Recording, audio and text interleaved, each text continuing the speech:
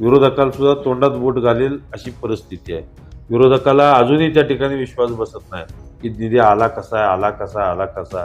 पण त्यांना या ठिकाणी एकच सांगू इच्छितो, ते ज्या रस्त्यावरनं जातात तो रस्ताही आम्ही करतोय.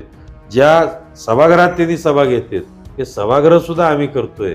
आणि ज्या गावात जाऊन ते पाणी पितात ते पाणी सुद्धा आम्ही देतोय. मला राजकारणात येऊन मला काही मिळवायचं नाही आहे. मला या जनतेची सेवा करायची आहे. आणि मला पोटनिवडणुकीमध्ये पाठवल्यानंतर मंगळवाड्याच्या 24 गावच्या उपसा सिंचन योजनेला जवळजवळ देवाभाऊंनी 700 कोटी रुपये त्या योजनेला दिले. आणि एक वर्षभराच्या आत आमच्या 24 गावाच्या सर्व माळरानाला या ठिकाणी आम्ही हिरवा शालू घातल्याशिवाय स्वस्त बसणार नाही. म्हैसाळ योजना ही कार्यान्वित व्हायला मंगळवाड्यापर्यंत पाणी यायला आदरणीय मोदीजींनी 17,000 कोटी रुपये या म्हैसाळ योजनेच्या 5व्या-6व्या टप्प्याला त्या ठिकाणी दिलेले आहेत. आणि आमच्या लोकांची तळमळ ही मला माहित आहे बरोबर ही कशी तळमळ. आज आमची तळमळ इथं पाणी पाहिजे, इथं रस्ते पाहिजे, ती तशीच तळमळ मी फडणवीस साहेबांच्या समोर सांगितल्यानंतर ती 1 मिनिटात ओळखतात. बरोबर हे खरंच काम करणे गरजेचं आहे. ही देवभूमी आणि संतभूमी, देवभूमी आणि संतभूमीवर आदरणीय देवेंद्र फडणवीस साहेबांचं पूर्ण लक्ष आहे. 60 वर्षानंतर खरं म्हणजे आत्ता माझ्या ह्या जिल्हा परिषदच्या निवडणुकीमध्ये खरं म्हणजे मला यश आलं की मंगळवेढा तालुक्यातली 80 गावापैकी आज अखेर हे रोज एखादं वाढतंय. आज अखेर जवळजवळ 27 गावं ही दोन्ही पार्ट्या एकत्रित येऊन या ठिकाणी भारतीय जनता पार्टीला आज पाठिंबा दिले. आम्ही बोलवून कामं दिली. तुमचं काम रस्त्यावर राहिलंय, तुम्हाला पावसाळ्यात आपदा होते, तुमचा डीपी जळतोय, या ही डीपी 2 घेऊन जावा. त्यांना 4 पाहिजे तर 2 आता दिले, 2 नंतर देणार आहेत. 10, 11, 12 सभा होते, कधी 14 सभा होते. परंतु सकाळी 8, 8:30ला गेलं तर रात्री यायला 10, 11 वाजते. परंतु अजिबात कंटाळा येत नाही. आता आजारी पडलोय परंतु असं वाटत नाही की आपण आजारी पडलोय आता झोपून राहावं करावं असं वाटत. लोकांमध्ये गेले बरं वाटतं. लोकांच्या मध्ये आत गेलं का मग ते आजार पण विसरून जातात. आज विरोधक ज्या पद्धतीनं सांगतात पाणी येत नाही, मी त्यांनी कुठं असतील तिथं सांगावं, त्यांनी फोन करावा मला, फक्त आम्हाला गाडी पाठवा. मी त्यांना गाडी त्या गावात पाठवतो आणि त्या गावातनं गाडी पाठवून त्यांना आता जी चालू काम आहे पायपा तयार करण्याचं आणि पायपा हातरून ते 24 गावच्या उपसा सिंचनचं काम आहे हे मी त्यांना स्वतः दाखवतो. आणि मग त्यांचा विश्वास बसल्यानंतर मग त्यांनी सांगितलं. नमस्कार, आपल्या सगळ्यांचं स्वागत आहे मराठी न्यूज मध्ये. पंढरपूर म्हटलं की देवभूमी आणि मंगळवेढा म्हटलं की संतभूमी, या दोन्ही भूमीचं जे नेतृत्व करतायत ते आमदार समाधान आवताडे साहेब माझ्यासोबत आहेत. आणि वेगवेगळ्या विषयावरती मी आज त्यांच्याशी गप्पा मारणार आहे, त्यांना बोलतं करणार आहे. आमदार साहेब, तुमचं मराठी न्यूज मध्ये स्वागत आहे. नमस्कार, धन्यवाद. खरं तर आमदारकीचा काळ जो आहे तो तुमचा एकदम चांगल्या पद्धतीनं चाललेला दिसतोय.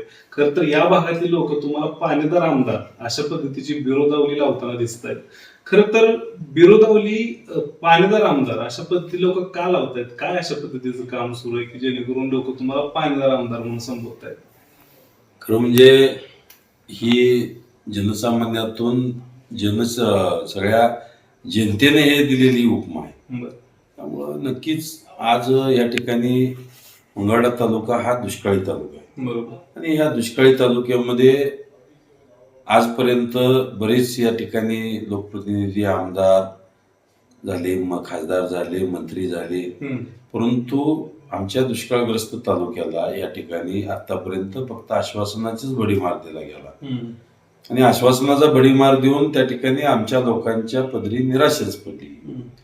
आणि या निमित्तानं खरं म्हणजे ही निराशाच पडली. आणि कालच्या पोटनिवडणुकीमध्ये या सर्व आमच्या मायबाप जनतेने या ठिकाणी या राज्याचे मुख्यमंत्री देवाभाऊंच्या शब्दावर विश्वास ठेवला आणि मला पोटनिवडणुकीमध्ये पाठवलं. आणि मला पोटनिवडणुकीमध्ये पाठवल्यानंतर मंगळवेढ्याच्या 24 गावच्या उपसा सिंचन योजनेला जवळजवळ देवाभाऊंनी 700 कोटी रुपये त्या योजनेला दिले. त्या योजनेचे 3 टप्प्यामध्ये काम, त्याची टेंडरचं 2 टप्प्याचं पूर्ण झालंय, त्याचं कामही चालू आहे. आणि 3ऱ्या टप्प्याचंही काम थोड्या दिवसात पूर्ण होणार आहे. आणि 1 वर्षभराच्या आत आमच्या 24 गावाच्या सर्व माळरानाला या ठिकाणी आम्ही हिरवा शालू घातल्याशिवाय स्वस्त बसणार नाही. खर तर हे जे काम आहे 24 गावचं, मी लहान असल्यापासून मी हे ऐकतोय की मंगळवेढला पाणी येणार, पहिली 35 गावची योजना होती, नंतर ती 24 गावची झाली. मात्र आता हे तुम्ही आमदार म्हणून वाटतंय 3-4 वर्षाचा काळ झाला एकंदरीत, हा प्रश्न एवढ्या तत्परतेनं सोडवावा असं का वाटतंय तुम्हाला? मी खरं म्हणजे हे आमची लोक आहेत बरं. आणि ह्या लोकांच्या विषयी मला खूप तळमळ आहे. बरं. खूप भोगलंय आम्ही, खूप सोसलंय आणि आमच्या या दुष्काळाची आतापर्यंत चेष्टाच केली गेली. त्यामुळं मला राजकारणात येऊन मला काही मिळवायचं नाही आहे. मला या जनतेची सेवा करायची आहे आणि जे प्रलंबित आमचे प्रश्न आहेत ते पाण्याचे असतील, रस्त्याचे असतील, विजेचे असतील किंवा आरोग्याच्या बाबतीतले हॉस्पिटल असतील, हे प्रश्न मला सोडवायचे आहेत. मला याच्यावरती राजकारण करायचं नाही. पण समोरच्यांनी आतापर्यंत त्याच्यावर राजकारण केलं आणि आताही त्यांची भूमिका ही विरोधकांची राजकारण करायचीच आहे. त्यामुळे हे पाण्याचे प्रश्न हे प्रामुख्याने आम्हाला सोडवले पाहिजेत आणि हे प्रश्न आमच्या या ठिकाणी असणारी जी आमची जनता आहे, ही जनता आतापर्यंत आमच्या जमिनी एकदम कसदार आहेत. या जमिनीला जर पाणी झालं तर त्या ठिकाणी कुठल्याही पद्धतीनं कष्ट करायची आमची तयार आहे, आमच्या मनगटात नेट आहे. परंतु पाणी झालं शेतीला तर आम्ही कशालाच कमी पडणार नाही. त्या काळ्या आईच्या कुशीत राहून या ठिकाणी चांगली पिकं काढू आणि चांगली पिकं काढून आमच्या सर्व लोकांचं अर्थकारण हे आज नाही बदलणार, येणाऱ्या आमच्या पिढ्यानं पिढ्या हे आमचं बदलणार आहे. त्यामुळं हे येणारे जे दिवस आहेत हे आम्हाला खूप चांगले येणार आहेत. कारण ही योजना आता होते 1 वर्षभरात पूर्ण होते.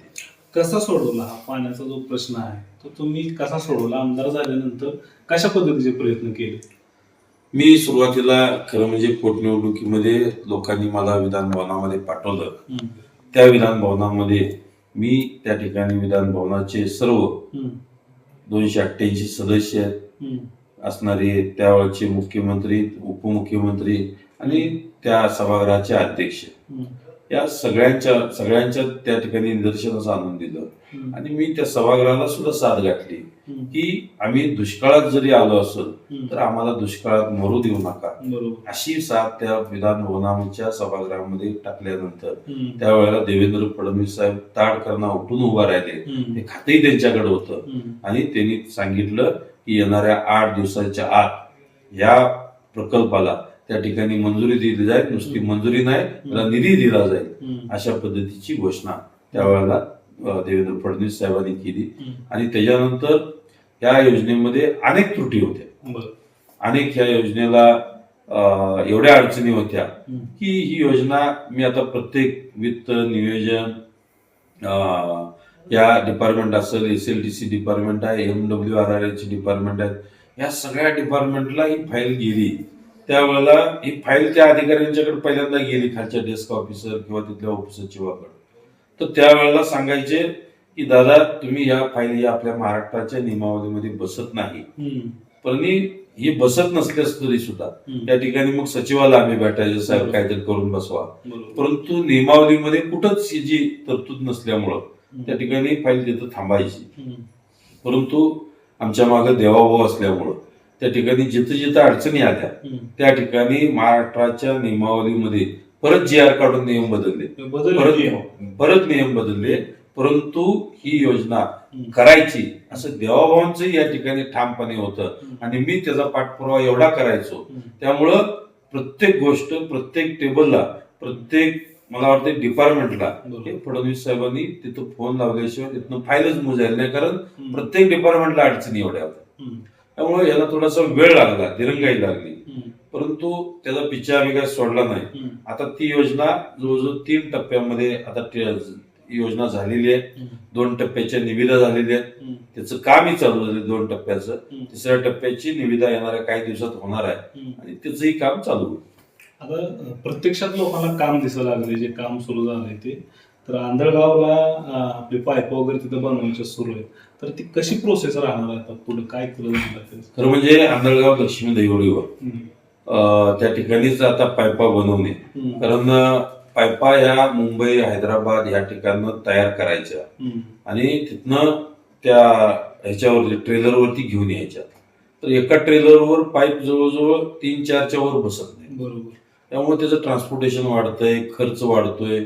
त्यापेक्षा त्या त्या एका ट्रेलरवर जवळजवळ 25 ते 40 एवढ्या प्लेट बसू शकते. बरोबर म्हणजे 25 ते 40 पाईप आपल्याला इथं तयार करू शकतो. बरोबर ते तयार करण्याचं युनिट तिथं तयार झालं आणि आता बऱ्याचशा पाईपा जवळजवळ तयार झालेल्या आहेत.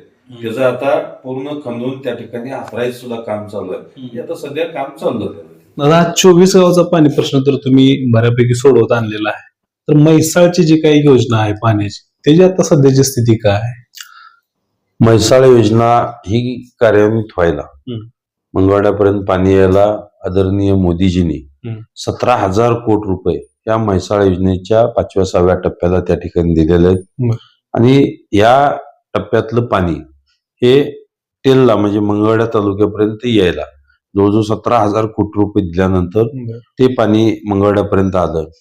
परंतु त्याच्या डिझाईन बऱ्याचशा चुकलेल्या आहेत. त्यामुळे आमच्या जवळजवळ 18-19 गावं जी आहेत आमची, तर ह्या गावांना शेवटच्या गावापर्यंत किंवा शेवटच्या शेतकऱ्यापर्यंत आमच्या ह्या योजनेचं पाणी जे शेतकऱ्यांना पाहिजे तेवढं पाणी त्या ठिकाणी मिळत नाही. त्याचा डिस्चार्ज त्या ठिकाणी होत नाही. 1.27 TMC हे म्हैसाळचं पाणी मंगळवेढा तालुक्याला मिळतंय. परंतु ऍक्च्युली 0.27 TMC सुद्धा पाणी मंगळवेढ्याच्या वाट्याला येत नाही. म्हणजे 1 TMC पाणी हे आमचं जातंय. त्यामुळं आम्ही आता त्याची सगळी डिझाईन चेंज करून वायपळ्याजवळ 81 किलोमीटर म्हणून तिथं कॅनलचा आपला 81 किलोमीटर आहे. तिथं 300 क्युसेकचा प्रवाह आहे. त्या 300 क्युसेकचा प्रवाह हा डायरेक्ट उचलणार आम्ही. त्यातला 200 क्युसेकचा प्रवाह उचलणार आणि या ठिकाणी मंगळवेढा तालुक्यातले जे साठवण तलाव आहे, शिरनांदगी आहे, पडोळकरवाडी आहे, लवंगी आहे, मारोडी आहे, या चारही तलावामध्ये त्याचं फिडिंग करणार आणि त्या तलावावरून त्या ठिकाणी पडोळकरवाडी आणि शिरनांदगी या तलावाच्या वितरिका आहेत. त्या वितरिकेवरून काही गावांना त्या ठिकाणी पाणी जाणार आहे. आता शिरनांदगीच्या तलावावरून शिरनांदगी, चिक्कलगी, रड्डे ह्या गावांना पाणी जाणार आहे. त्याचं सुद्धा आपण योग्य नियोजन करणार आहे. शिवाय बऱ्याचशा गावांना ते पाणी पुरत नाही. तर हे पाणी त्यांच्यापर्यंत कशा पद्धतीनं पोहोचवता येईल या पद्धतीचा हा आमचा प्रयत्न आहे. हा प्रयत्न नाही, आमचा 100%च याच्यावरती बैठका वगैरे झालेल्या आहेत. बऱ्यापैकी मंजुऱ्या वगैरे अधिकाऱ्यांच्याकडून ते प्रस्ताव गेलेले आहेत. मिटिंगही मंत्री महोदयांच्याकडे झालेली आहे आणि लवकरात लवकर हाही प्रकल्प या ठिकाणी आपण पूर्ण करतोय. शिवाय आता मंगळवेढ्याला येणारं पाणी म्हणजे वितरिका म्हैसाळचं, वितरिका 1 आणि वितरिका 2 आणि उमदी वितरिका. वितरिका 1 वरून जवळजवळ 70 क्युसेकचा प्रवाह आहे आणि वितरिका 2 वरून 135 क्युसेकचा प्रवाह आहे. हा प्रवाह कमी पडतोय. वरचा शेतकऱ्याला कमी पडतोय म्हणून वरचा पडतोय, त्यामुळे खालच्याला पाणी जात नाही. आणि खालच्याला एक दिवस मिळालं का वरनं पाणीच बंद झालेलं असते खाली पोचेपर्यंत. त्यामुळं या योजनेच्या अडचणी येत्या. लवकरात लवकर या योजनेच्या अडचणी संपवून आता मी माहिती घेतली, म्हैसाळच्या योजनेमध्ये जवळजवळ पाणी उपलब्धता दिसते. त्यामुळं माननीय मुख्यमंत्री महोदय आणि मंत्री महोदयांच्या या ठिकाणी मागं लागून आमच्या सर्व ग्रामपंचायतचे सगळे ठराव या ठिकाणी सगळे आम्ही द्यायलाही तयार आहे. आम्हाला आमच्या मंगळवेढा तालुक्याला अजून 2 TMC जर पाणी यातनं 100% उपलब्ध होतंय आणि ह्याच्याबरोबर निराभाडगरचंही मी बघितलं, ते सुद्धा पाणी अजून उपलब्ध होतंय. त्यामुळं अजून जास्त पाणी निराभाडगर आणि म्हैसाळचं हे उपलब्ध पाण्यावर बैठका लावून त्या ठिकाणी आम्ही ते पाणी उपलब्ध करून घेणार आहे. आता भाजपचं सरकार आहे राज्यामध्ये, केंद्रामध्ये. मात्र भाजपसाठी अनेक आमदार, 288 आमदार खाली सगळ्यांना समान न्याय देत असतो. मात्र देवाभावांचा काही विशेष जीव असल्यासारखा दिसतोय तुमच्यावर, मंगळवेढ्यावर. तर हे कसं, ही जवळीकता कशी तुम्ही साध्य केली आहे आणि त्यांच्या माध्यमातून तुम्ही एवढा निधी कसं काय आणताय खाली, काय कसं काय वापरताय यासाठी? खरं म्हणजे देवेंद्र फडणवीस साहेबांना एक दैवी देणगी आहे. त्यांचा एवढा सखोल अभ्यास आहे की कुठला माणूस कसा आहे आणि आपल्याला कशा पद्धतीनं त्या माणसाला बोलायचं किंवा कशा पद्धतीनं त्या माणूस खरं बोलतोय का खोटं बोलतोय, किंवा एखाद्या विषयावर शेतीविषयी जर आम्ही एखादं सांगायला लागलो तर त्या शेतीविषयी त्यांचं ज्ञान एवढं आहे की काही विचारू नका. एखाद्या बॅलन्स शीटच्या बाबतीत जरी आम्ही सांगायला तर बॅलन्स शीटच्या बाबतीतले बारीक बारीक गोष्टी त्यांनी सांगू शकतो. एखादा आमचा अर्थसंकल्प आहे, त्या अर्थसंकल्पाला जवळजवळ 40-50 पुस्तकं मिळायची. बर. परंतु देवेंद्र फडणवीस साहेबांनी एक छोटंसं पुस्तक आहे, पॉकेट डायरी आहे. त्या पॉकेट डायरीच्या पुस्तकाच्या आधारे तेवढं पुस्तक जरी छोटं म्हणजे 10-15 पानाचं छोटं पॉकेट डायरी आहे, तेवढं जरी वाचलं तरी सुद्धा पूर्ण अर्थसंकल्प कसा वाचायचा किंवा काय करायचं हे 10वी-12वीच्या पोरं सुद्धा त्या ठिकाणी करू शकतील. एवढ्या सोप्या भाषेत ते समजावून सांगू शकतील. ऑटोमोबाईल सेक्टर असेल, उद्योग व्यवसाय असेल, शेतकऱ्याच्या बाबतीतले असतील, प्रत्येक गोष्टीमध्ये त्यांना जाण आहे. त्यामुळे समोरचा माणूस काय सांगतोय आणि कसं सांगतोय हे जर ते 1 मिनिटाच्या आत त्या माणसाला ओळखले तर काम करते. पण ही योजना तुम्ही एवढ्या कशा मंजूर करून आणल्या, काय विशेष? खरं म्हणजे ह्या मतदारसंघावर ही देवभूमी आणि संतभूमी आहे. त्या देवभूमी आणि संतभूमीवर आदरणीय देवेंद्र फडणवीस साहेबांचं पूर्ण लक्ष आहे. आणि प्रत्येक बारीक बारीक गोष्टीशी सुद्धा ते चर्चा करून मग इथले साखर कारखान्यांना अर्थसहाय्य करायचं असं त्यावेळेलाही मला विचारलं होतं, बाबा कसं करायचं. आमच्यातला कारखाना जरी आमच्या विरोधात असला तरी त्या ठिकाणी त्यांना अर्थसहाय्य केलं पाहिजे ही भूमिका या निमित्तानं. कारण राजकारणात आज कारखाना आमच्याकडे असेल, उद्या नसेल, परंतु हा शेतकऱ्यांचा कारखाना आहे, हा कारखानाही जगला पाहिजे.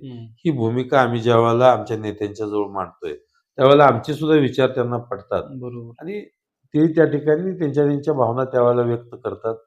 त्यामुळं प्रत्येक गोष्टीला एक आपण या ठिकाणी काम करत असताना किती तळमळीनं काम करतोय आणि आमच्या लोकांची तळमळ ही मला माहित आहे. बरोबर. की कशी तळमळ, आज आमची तळमळ इथं पाणी पाहिजे, इथं रस्ते पाहिजे, ती तशीच तळमळ मी फडणवीस साहेबांच्या समोर सांगितल्यानंतर ती 1 मिनिटात ओळखतात. बरोबर. हे खरंच काम करणे गरजेचं आहे. बरोबर. त्यामुळं ते काम होत जातं. बरोबर. आता सिद्धापूर वाडापूरचा एक बंधारा आहे, त्यासोबतच तुम्ही तिथं तामदरेडला एक बंधारा करून घेतला. तर काय ती नक्की कशा पद्धतीचा बंधारा आहे, त्याचं काम सुरू झालंय आणि आता शेतकऱ्यांना त्याचा कसा फायदा मिळेल? खरं म्हणजे आज भीमा नदीमध्ये माचनूर बंधारा सोडला तर आरळी बंधाऱ्यापर्यंत 19 किलोमीटरचं अंतर आहे. त्या 19 किलोमीटरच्या अंतरामध्ये म्हणजे जवळजवळ 1 महिना अगोदर इतर बंधाऱ्यातलं पाणी संपायच्या अगोदर 1 महिना हे 19 किलोमीटर पाणीच राहतं. त्यामुळं उन्हाळ्यामध्ये किंवा आता सुद्धा आता बऱ्याचशा बंधाऱ्यामध्ये आज पाणी जवळजवळ 15 दिवस 3 आठवडे आता चालू शकतो. पण आज त्या 19 किलोमीटर मध्ये पॅच मध्ये सगळ्या शेतकऱ्यांची ओरड आहे की पाणी पाहिजे. त्यामध्ये बोराळे, मुंडेवाडी, ह्या ठिकाणी तामदर्डी, तांडूर, सिद्धापूर, आरळीला बंधाराच आहे. पण ह्या सगळ्या गावांना एवढी मोठी अडचण निर्माण झाली आहे की आता सगळ्यांच्या मोटरा बंद झालेल्या आहेत. त्यामुळं मी त्यावेळेला माझ्याही लक्षात होतं, परंतु भीमा नदीच्या ह्याच्यामध्ये खूप नियमावलीला बरंचसं तफावत होती. त्या ठिकाणी पूर्वी त्यावेळेला राज्यकर्त्यांनी सांगितलं कर्नाटक महाराष्ट्र लवाद आहे, होत नाही, हे असं आहे, हे नियम आहे.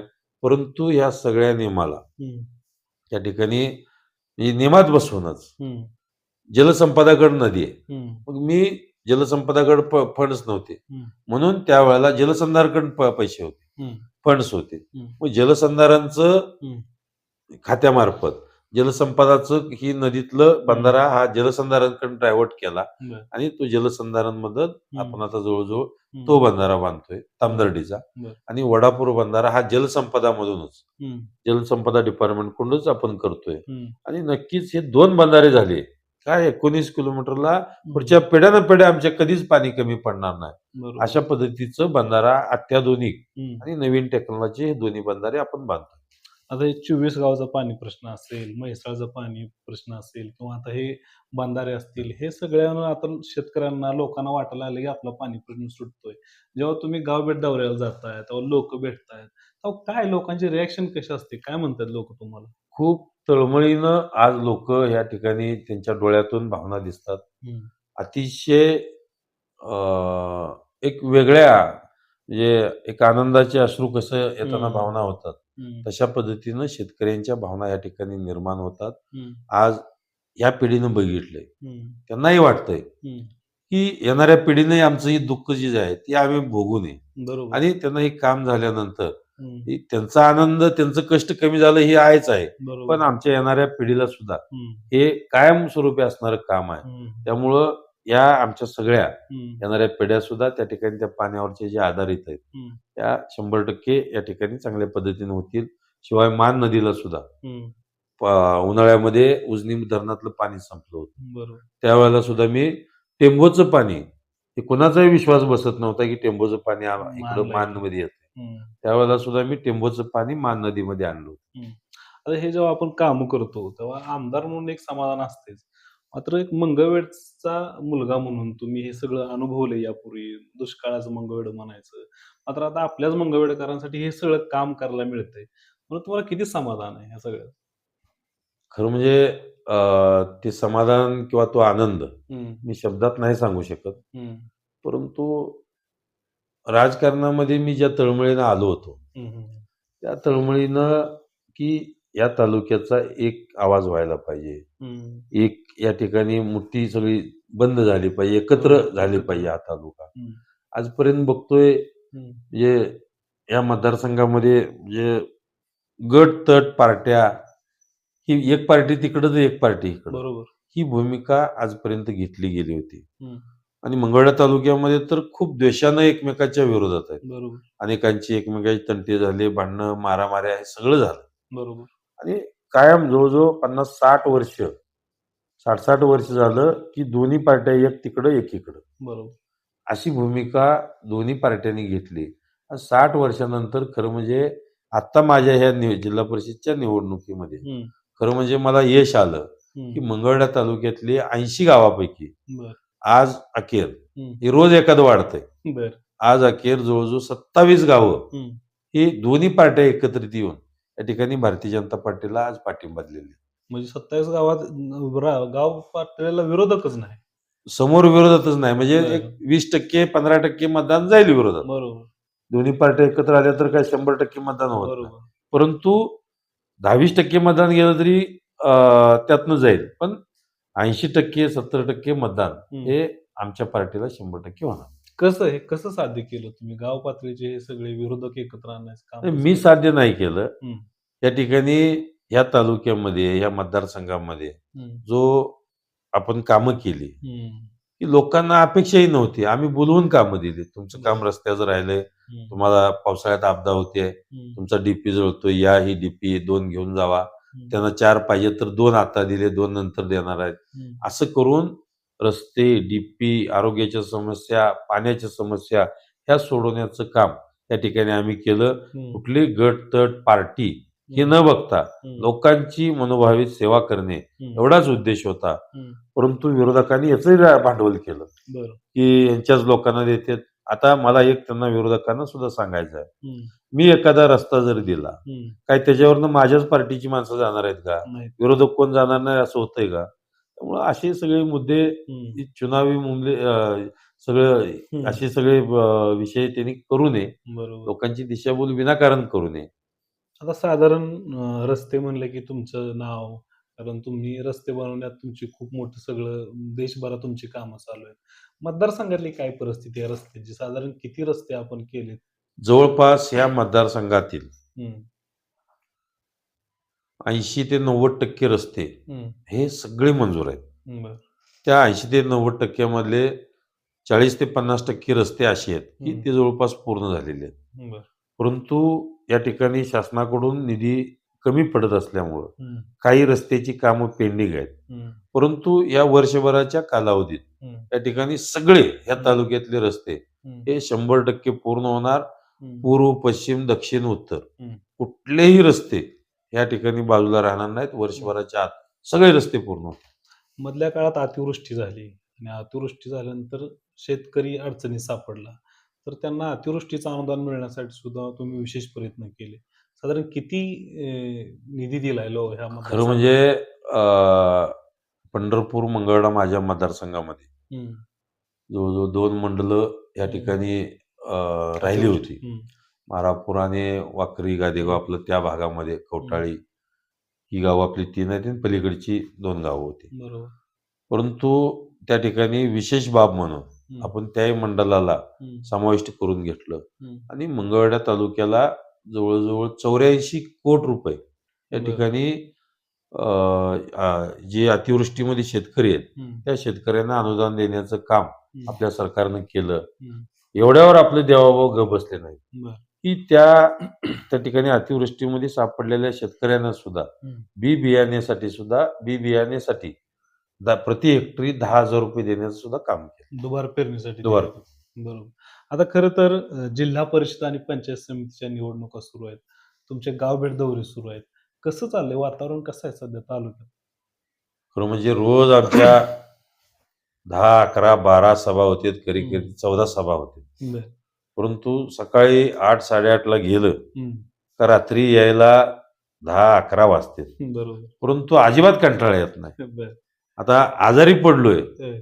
परंतु असं वाटत नाही की आपण आजारी पडलोय आता झोपून राहावं करावं असं वाटत नाही. लोकांमध्ये गेले बरं वाटतं. लोकांच्या मध्ये आत गेलं का मग ते आजार पण विसरून जात. विसरून जातं. संध्याकाळी घरी आल्यावरच वाटतंय अरे आपल्याला लईच कनेक्शन आली. अशी परिस्थिती, एवढा उत्साह लोकांच्यातनं मला दिसतो. बरं. काय साधारण आता विरोधकांकडून आरोप केले जातात की काम होत नाही किंवा जे काही पाण्याच्या योजना मंजूर आहेत त्या पाईपा आणल्या त्या माघारी नेल्या किंवा हे पाईपाचे नुसते इथं बनवणार आहेत असे जेव्हा आरोप होतात तेव्हा काय वाटतं तुम्हाला? आपल्या माध्यमातनं मी एक सांगू इच्छितो. हं. मी टीका टिप्पणीवरती काय जास्त बोलणार नाही. बरोबर. परंतु आमच्या या दुष्काळग्रस्त भागासाठी आतापर्यंत सगळ्यांनीच हं. या दुष्काळग्रस्त भागाची सगळ्यांनी चेष्टा केली हं. आणि प्रत्येकाला वाटतंय पाणी काय आता येत नाही, पाणी काय येत नाही, नुसतंच बोलतेत. आणि माझ्या बाबतीत मी सुरुवातीला ती भावना योग्य होती. हं. परंतु आज विरोधक हं. ज्या पद्धतीनं सांगतात की पाणी येत नाही, पाणी येत नाही, मी त्यांनी कुठं असतील तिथं सांगावं. हं. त्यांनी फोन करावा मला, फक्त आम्हाला गाडी पाठवा. हं. मी त्यांना गाडी त्या गावात पाठवतो बरं. आणि त्या गावातनं गाडी पाठवून त्यांना आता जे चालू काम आहे पाईपा तयार करण्याचं आणि पाईपा हातरून ते 24 गावच्या उपसा सिंचनचं काम आहे, हं. हे मी त्यांना स्वतः दाखवतो हं. आणि मग त्यांचा विश्वास बसल्यानंतर मग त्यांनी सांगावं. बरोबर. आता जिल्हा परिषदेच्या निवडणुकीच्या निमित्तानं काही काय जिल्हा परिषद गटामध्ये त्या गटातला उमेदवार न देता तुम्ही बाहेरच्या गटातला उमेदवार तिथं दिलाय. अशी एक टीका तुमच्यावर केली जाते. काय त्याच्या पाठीमागचं कारण? खरं म्हणजे त्या गटातल्या मी हं. प्रत्येक गावातल्या लोकांशी, तिथल्या आमच्या सहकाऱ्यांशी चर्चा केली हं. आणि त्या सहकाऱ्यांच्यातून जे नाव येईल हं. ते नाव मी त्या निमित्तानं खरं म्हणजे हं. पुढं केलंय. आणि आता बोसे गट असेल, दैवडी गट असेल किंवा इकडचा आमचा उलजंती गट असेल किंवा संत दामाजीनगर हा गट असेल, हं. तर जिथं जिथं पंचायत समिती आणि जिल्हा परिषदला हं. जास्त लोकांची त्या उमेदवाराबद्दल जर मागणी आहे, हं. त्या लोकांना तिथं उमेदवारी दिलेली. आता साधारण चोखोबा संत चोखोमेळा नगरची जी काही पंचायत समिती आहे तो उमेदवारानं पाठिंबा दिलाय. तर त्या संदर्भात काय? त्या उमेदवारीच्या बाबतीत खरं म्हणजे आम्हाला अशी गुणगुण कळाली की ते काय फिरं नाही. बरं. मग आम्ही त्यांना निरोप पाठवला की बाबा आम्हाला पाठिंबा देताय का? हं. तर त्याने लगेच होकार दिला आणि त्यांनी सांगितलं की मला माझ्या भागातील जी त्यांच्या पार्टीची लोक आहेत त्यांच्या पार्टीच्या लोकांशी मी चर्चा करावं लागेल हं. आणि त्यांच्याशी चर्चा करून मी आपल्याला सांगतो. बरं. मग त्यांनी त्यावेळेला सगळ्या लोकांशी चर्चा केली. हं. त्यांनी जवळजवळ 2 दिवस हं. त्यांच्या नेते मंडळीला फोन लावत होते, बरं. परंतु नेते मंडळींनी त्यांच्या फोन उचलले नाहीत. बरं. 2 दिवस फोन उमेदवाराची उचलले नाही आणि त्यांच्या नेत्यांची उचलली नाही. हं. आणि त्यामुळं त्यांनी दुसऱ्या दिवशी येऊन हं. म्हणजे काय झालं हे इलेक्शनच्या अगोदर आम्ही सण केले, पण इलेक्शन मध्ये जर असं करत असतील तर काय लढण्यात अर्थ आहे, पुन्हा जीवावर लढायचं. त्यामुळे आम्हाला त्यांनी येऊन त्यांच्या खुशीने आम्हाला पाठिंबा दिला. मंगळवेढा म्हणलं की हे तर खूप संत होऊन गेले, पण संतांच्या जे काही समाधी आहेत त्यांचे प्रश्न प्रलंबित आहेत. चोखोमेळांची समाधी व्हावी अशी मागणी, बसवेश्वरांचं स्मारक व्हावं अशी मागणी अनेक दिवसांची. त्याबद्दल आता काय चालू स्टेटस? या तालुक्यामध्ये महात्मा बसवेश्वरांचं स्मारक हे जे नॅशनल लेवलचं स्मारक हे होण्याची मागणी आमची सगळ्यांची आहे. त्यासाठी या जिल्ह्याचे पालकमंत्री जयकुमारजी गोरे हे त्या समितीचे अध्यक्ष आहेत.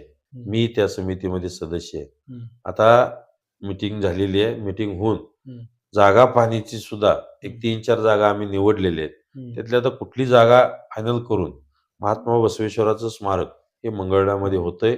शिवाय संत चोखोबा स्मारक सुद्धा संत सृष्टी म्हणून या ठिकाणी मंगळवेढा शहरामध्ये आम्ही निर्माण करतोय. ते सुद्धा त्या ठिकाणी माननीय मुख्यमंत्री महोदयांनी आम्हाला सांगितलंय की चोखोबांचं सुद्धा स्मारक आणि संत सृष्टी या ठिकाणी मंगळवेढ्यामध्ये आम्ही करतो. आता जिल्हा परिषदमध्ये साधारण कसे कामकाज राहील वाटतं भारतीय जनता पार्टीचं? जिल्हा परिषद आणि पंचायत समिती म्हणजे हे मिनी मंत्रालय आहे. आणि या मिनी मंत्रालयामध्ये आज आपण बघतोय की दिल्लीपासून ते महाराष्ट्र असेल किंवा आता उद्या सोलापूर जिल्हा परिषदेला सुद्धा माझी 100% खात्रीने सांगतो 50+ जागा हे जिल्हा परिषदेमध्ये येतील. तिथला झेंडा हा जिल्हा परिषदेवर भारतीय जनता पार्टीचा फडकणार आहे हे सगळ्यालाच माहित आहे. आणि मंगळवेढा पंचायत समितीवर सुद्धा भारतीय जनता पार्टीचाच झेंडा फडकणार. त्यामुळं जिल्हा परिषद आणि पंचायत समिती या दोन्ही भारतीय जनता पार्टीचे असल्यामुळं इथलं सगळं वातावरण हे भाजपमुळे हे 100% होणार. आता काय भाजपलाच मतदान का करावं? मतदार भारतीय जनता पार्टी एक तुम्ही लक्षात घ्या, या देशाचे पंतप्रधान आदरणीय नरेंद्रजी मोदी यांनी 2014ला पंतप्रधान पदाची शपथ घेतली. आणि 2014ला पंतप्रधानाची शपथ घेतल्यानंतर त्यावेळेला 17,000 लाख कोटीचं बजेट त्यावेळेला जाहीर केलं होतं. पण कालच्या बजेटमध्ये कालचं जे बजेट केलं तर ते जवळजवळ 54,00,000 कोटीचं बजेट त्याने हे केलं. तर आज एवढा पैसा या ठिकाणी शासनाकडे निर्माण होणं आणि तो पैसा आपण जर जुन्या काळात जर बघितला तर हा पैसा हा मंत्री खासदार त्यावेळेला त्यांच्या खिशात जायचा. परंतु आता मोदीजींनी त्या ठिकाणी असणारे रस्त्याचं इन्फ्रास्ट्रक्चरचं जाळं, रेल्वे, वंदे भारत ही ट्रेन असेल किंवा विमानतळं, जवळजवळ 450 विमानतळं भारतामध्ये निर्माण केली. सगळे कनेक्टिंग रस्ते, बॉर्डरवरचे रस्ते, सैन्यामध्ये जे त्यांना जे लागणारा दारुगोळा असेल, ह्या सगळ्या बाबतीत ऑटोमोबाईल सेक्टर हे सगळे या ठिकाणी सगळ्या बाबतीत मोदीजींनी हे केलं. या देशाचं नाव जवळजवळ 3ऱ्या क्रमांकावर आपली अर्थव्यवस्था जाते. आणि हे अशी कामं सगळी बघत असल्यामुळं आणि कुठलाही निर्णय घेताना हा आपल्या संस्कृतीला धरून आणि आपल्या या ठिकाणी भारताच्या हिताचा निर्णय त्यांनी घेतलेले आहेत. त्यामुळं सर्वांना वाटतंय आदरणीय मोदीजी आणि या राज्याचे आमचे सगळ्यांचे नेते मुख्यमंत्री देवाभाऊ यांच्या नेतृत्वाखाली या ठिकाणी आपल्याला सगळ्याला काम करावं ही भावना सगळ्यालाच आहे. त्यामुळे हे सगळं भाजपला 100% मत देणार. तर जिल्हा परिषद आणि पंचायत समितीच्या निवडणुकीमध्ये जे काही तुमचे उमेदवार उभे आहेत, तर मतदारांना काय आव्हान करताल तुम्ही लोकप्रतिनिधी म्हणून?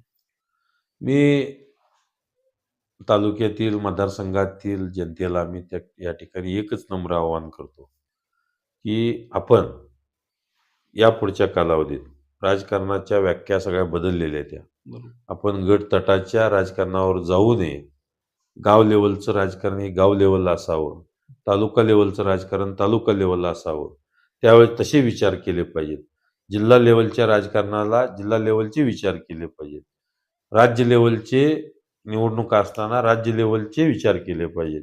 आणि देश पातळीवरचं इलेक्शन असल्यानंतर देश पातळीचे विचार केले पाहिजेत. तुम्ही गावाच्या गट तटाचे विचार न करता तुम्ही त्या पद्धतीचे विचार करून तुम्ही मतदान करावं.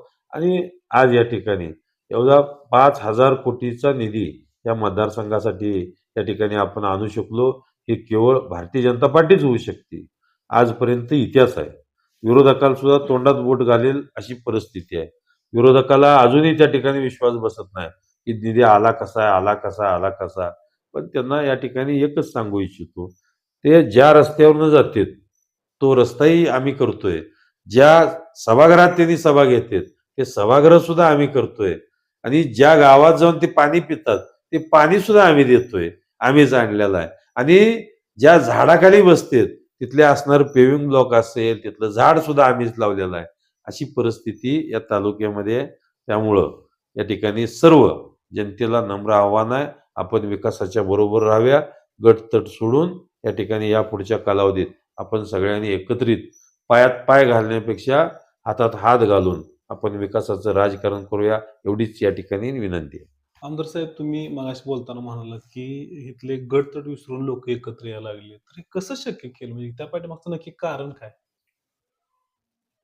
खरं म्हणजे लोक आता बघतात, हम्म, माझ्याही कामाची पद्धत बघतात. हम्म, इथं आल्यानंतर मी कुठल्याही गटातटाचा विचार करत नाही. बर, लोक आता आली, एखादा डीपी मागितला, हम्म, मी विचारत नाही त्याच्यावर किती कनेक्शन आहेत. बर, 10 कनेक्शन आहेत, 2 माझे आहेत, 8 तिचे आहेत. मी असं कधी करत नाही. बर, ठीक आहे, मागितला, अडचण आहे, दिसली अडचण, जास्त अडचण आहे तिथं द्यावं लागतं. कारण डीपीची एकतर संख्या कमी आहे बरोबर, आणि कमी असल्यामुळं डीपीचं सुद्धा आपण हम्म, तेवढ्या प्रमाणात देऊ शकत नाही. बरोबर, त्यामुळं जिथं खूपच अडचण आहे तिथं 100% मी देतोय. गटतटाचा विचार करत नाही. हम्म. त्यामुळे लोकांच्याही भावना त्या ठिकाणी निर्माण होतात. असे रस्त्याचे आहेत, पाण्याचे आहेत, असे अनेक प्रश्न आहेत त्यामध्ये.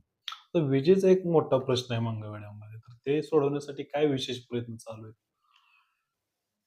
या मतदारसंघामध्ये माझ्या जवळजवळ 9 सबस्टेशन हे नवीन केलेले आहेत. हम्म, 11 सबस्टेशनची क्षमता ही वाढवतोय आपण. हम्म, त्यामुळं या मतदारसंघामध्ये हम्म, पुढच्या 20 वर्षाचं प्लॅनिंग हम्म, हे विजेच्या जाळेचं आपण करतोय. हम्म, खरं म्हणजे या आमच्या मुख्यमंत्री देवाभाऊ हम्म, यांचं स्वप्न आहे, हम्म, महाराष्ट्रातल्या सर्व शेतकऱ्यांना दिवसा 8 तास वीज मिळाली पाहिजे. हम्म, याकरता या ठिकाणी बरीचशी आमची कामं चालू आहेत. त्याचा आढावा मी मागच्या एक 15-3 आठवड्यापूर्वीच घेतला होता हम्म, अधिकाऱ्यांना बोलवून. तर त्यावेळेलाही त्यांनी सांगितलं, आता 50% गावं जवळपास ही 8 दिवसा वीज शेतकऱ्यांना दिलेली चालू आहे. हम्म, आणि राहिलेली गावं हम्म, हे येणाऱ्या काही 15-3 आठवड्यात, महिन्याभरात हम्म, ही सबस्टेशनची कामं, काही तारा तुटलेल्या आहेत, त्या काही तारा नवीन जोडायच्या आहेत, पोल नवीन जोडायचे आहेत, हम्म, यासाठी थांबलेले आहेत. तेवढं झालं का दिवसा 8 तास वीज ही सगळ्या शेतकऱ्यांना मिळणार आहे. हम्म, आणि जिथं मागल त्यांना, कारण आता जवळजवळ मुख्यमंत्री महोदयांनी मला 300 डीपी देण्याचं कबूल केलेलं आहे. बर, आणि डीपी सुद्धा काही 100 डीपी येतील. हम्म, अशी 400 डीपी जरी आले हम्म, तरी माझ्या मतदारसंघात 102 गाव आहेत. बरोबर, त्या 102 गावात प्रत्येक गावाला 3-4 जरी डीपी म्हणलं बरोबर, तरी सुद्धा आम्ही देऊ शकतोय. हम्म, अशा पद्धतीचं डीपीचं नियोजन आहे. हम्म, परंतु या ठिकाणी देवाभाऊ मुख्यमंत्री झाल्यापासून शेतकऱ्यांना मोफत वीज देण्याचं सुद्धा केलंय. ते सुद्धा आता शेतकऱ्यांना कुठलेही लाईट बिल येत नाही. बरोबर, हेच महाविकास आघाडीच्या कालावधीत हम्म, आपण जर बघितलं त्यावेळेला आम्हाला सारखे फोन यायचे हम्म, की दादा आमचा डीपी सोडवलाय, आमच्या तारा सोडलेत, बरोबर, ते बिल भरा. ही दट्ट्या कायम असायच्या शेतकऱ्याच्या मागे. हम्म, परंतु देवाभाऊ मुख्यमंत्री झाल्यापासून एकाही शेतकऱ्याला वीज बिलाचा तगादा किंवा वीज बिल मागितलं किंवा वीज बिलामुळे तुमचं कनेक्शन कट झालं हे कुठलंही झालं नाही. आता साधारण लाडक्या बहिणीचा जी काही योजना आहे ती आपल्या तालुक्यात कशी राबवली गेली मतदारसंघात? या मतदारसंघामध्ये जवळजवळ 71,000च्या पेक्षा जास्त हम्म, आमच्या लाडक्या बहिणींना या योजनेमध्ये समाविष्ट आहेत. हम्म, आणि त्याचा अध्यक्ष या मतदारसंघाचा मीच आहे. बरोबर, 71,000 पेक्षा जास्त या ठिकाणी जर महिला येत असतील, हम्म, महिला यामध्ये समाविष्ट आहेत. हम्म, आणि हे सरकार देवाभाऊंच्या ह्या आमच्या सगळ्यांच्या लाडक्या बहिणी आहेत. हम्म, त्यामुळे या लाडक्या बहिणीला दरमहा 1,500 रुपये आम्ही देतोय. हम्म, शिवाय एवढ्यावर आम्ही गप बसत नाही. ह्या आमच्या लाडक्या बहिणी, ज्येष्ठ नागरिक, सगळ्या महिलांना हम्म, एसटी मध्ये सुद्धा सवलतीच्या दरात आपण त्या ठिकाणी त्या प्रवास करतात. हम्म, शिवाय एवढ्यावरही नाहीये, आमच्या ज्या मुली आहेत हम्म, या शिक्षण घेतात, बरोबर, त्या मुलींना सुद्धा मोफत शिक्षण आपण देतोय. बरोबर. त्यामुळं या लाडक्या बहिणी ह्या आमच्या मागे सतत पाठीमागे राहणार. आता येणाऱ्या जिल्हा परिषद पंचायत समितीमध्ये विजयाचा विश्वास आहे? 100% विजय हा भारतीय जनता पार्टीचाच असणार आहे. हम्म, त्यामुळं कुठलंही काही मनात इतकिंचित सुद्धा नाही हम्म. की 100% विजय आमचाच असणार. तर हे होते पंढरपूर मंगळवेढा विधानसभा मतदारसंघाचे आमदार समाधान आवताडे, आणि त्यांनी केलेल्या कामाच्या बळावरती मंगळवेढ्यामध्ये आणि पंढरपूरमध्ये पाणीदार आमदार अशी त्यांची नवीन ओळख आहे.